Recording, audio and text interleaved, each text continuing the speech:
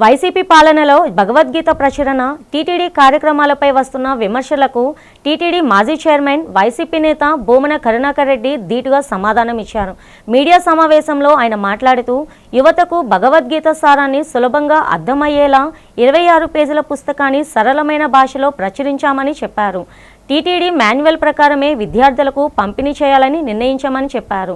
5 భాషల్లో భగవద్గీత సారాన్ని ముద్రించి భక్తులకు అందించడం పూర్తిగా చట్టబద్ధమైన కార్యక్రమమని స్పష్టం చేశారు.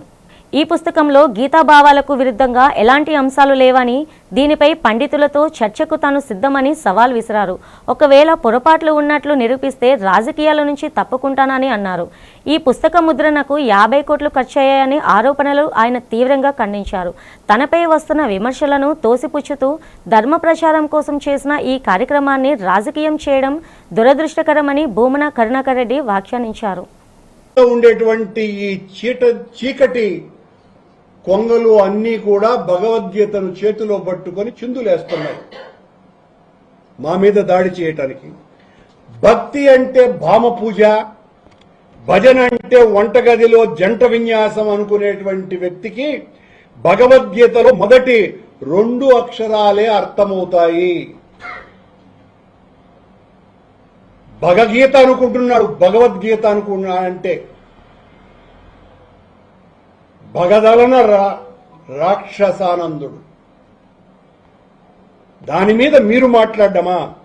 యువతరం సులభంగా తెలుసుకోవటానికి, అర్థం చేసుకోవటానికి, ఆచరించటానికి సులభ శైలిలో రాసినటువంటి అత్యుత్తమమైనటువంటి పుస్తకం.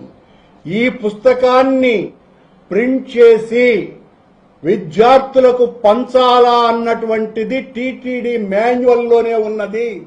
మీరెవ్వరూ కూడా మీ హయాలల్లో చేయని పని నేను ఆ మాన్యువల్ని బయటికి తీసి భగవద్గీతను పిల్లలకి అందించేటువంటి కార్యక్రమం చెయ్యాలని నిర్ణయించుకున్నాం.